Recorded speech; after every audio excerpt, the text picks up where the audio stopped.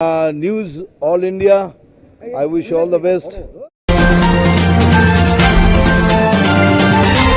নমস্কার, news all ইন্ডিয়ার পর্দায় আপনাদের স্বাগত। আপনাদের সঙ্গে আমি অর্পিতা। শুরু করছি আজকে বিস্তারিত খবর। খুচরো ঝগড়া দ্রুত মিটিয়ে লোকসভার ভোট যুদ্ধে নেমে পড়ার বার্তা তৃণমূলের। লোকসভার ভোট যুদ্ধে নেমে পড়ার বার্তা দিয়েছে তৃণমূল কংগ্রেস।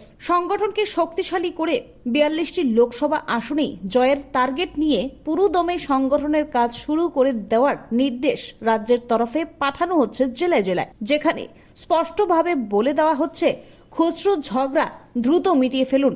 লোকসভা ভোটে প্রত্যেকটি আসন নিয়ে চুলচেরা বিশ্লেষণ শুরু করে দিয়েছে তৃণমূল। দলের তরফে লোকসভা ভিত্তিক রিপোর্ট তৈরি করা হচ্ছে, এমনই সূত্রের খবর। মধ্যরাতের পরে চেতলা লেক গেটের কাছে নন্দীগ্রাম বস্তিতে ভয়াবহ অগ্নিকাণ্ড ঘটে।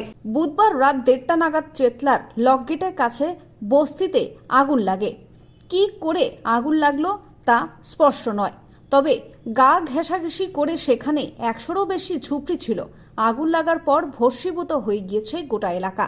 এই ঘটনায় মেয়র ফিরহাদ হাকিম ফরেনসিক তদন্তের নির্দেশ দিয়েছেন।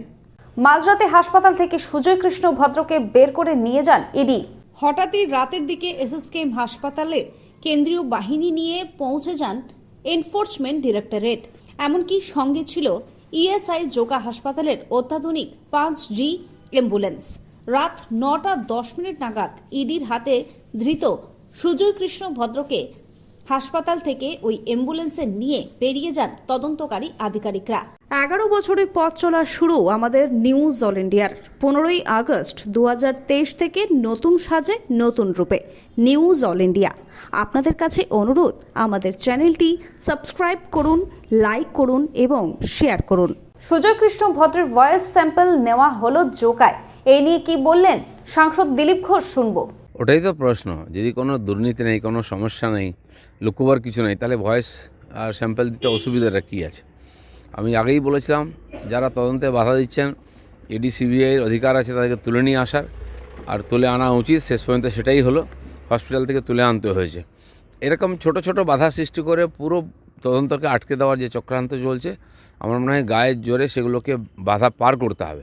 নাহলে বাংলার মানুষ যেদিকে তাকিয়ে আছেন সিবিআই ইডির দিকে, যে তারা এই দুর্নীতিকে পর্দাফাঁস করবে, তুলে ধরবে, দোষীদের সাজা দেবে, সেটা না হলে সম্ভব হবে না। হাওড়ায় মর্মান্তিক দুর্ঘটনায় দুমড়ে মুচড়ে গেল পুলিশের গাড়ি। মৃত্যু 2 পুলিশ কর্মীর, জখম 3 জন। টহল দিচ্ছিল পুলিশ, আর পুলিশের সেই গাড়ির সঙ্গেই সংঘর্ষ ঘটল একটি ট্রাকের। তাতে মৃত্যু হলো 2 পুলিশ কর্মীর। ঘটনায় গুরুতর জখম আরও 3 পুলিশ কর্মী। বৃহস্পতিবার ভোরে এই মর্মান্তিক দুর্ঘটনাটি ঘটেছে হাওড়ার বাগনানের বরুণন্দায়। মহুয়া মৈত্রের মামলায় লোকসভার সচিবালয়কে নোটিশ কোর্টের। সাংসদ পদ খারিজকে চ্যালেঞ্জ জানিয়ে সুপ্রিম কোর্টের দ্বারস্থ হয়েছেন মহুয়া মৈত্র। বুধবার বিচারপতি সঞ্জীব খান্না ও বিচারপতি দীপঙ্কর দত্তর বেঞ্চ এই মামলায় লোকসভার সচিবালয়কে চিঠি পাঠিয়েছে। আগামী 21 দিনের মধ্যে তাদের বক্তব্য জানাতে হবে। আরজু মানেই আপনার মনের মতো ফার্নিচার। আসুন দেখে নিন আপনার পছন্দ অনুযায়ী অফিস বা ঘর সাজানোর জন্য নতুন ডিজাইনের ফার্নিচার।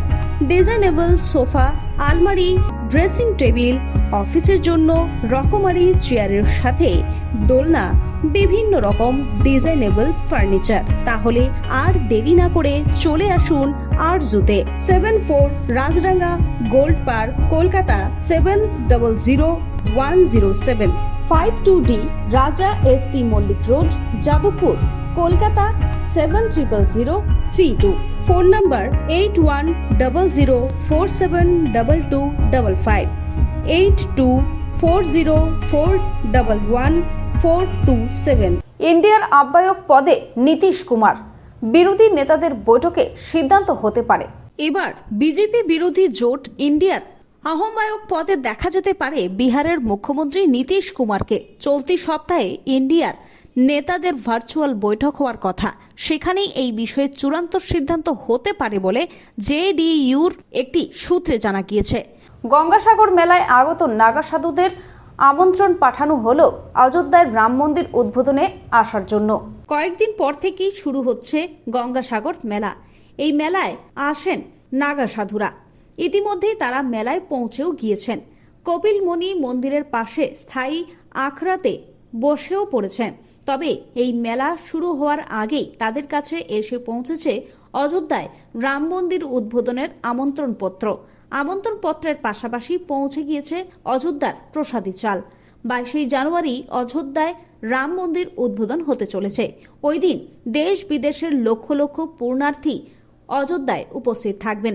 তাদের মাঝেই গঙ্গাসাগরের নাগা সাধুদেরও উপস্থিত থাকার জন্য আমন্ত্রণপত্র পাঠানো হয়েছে।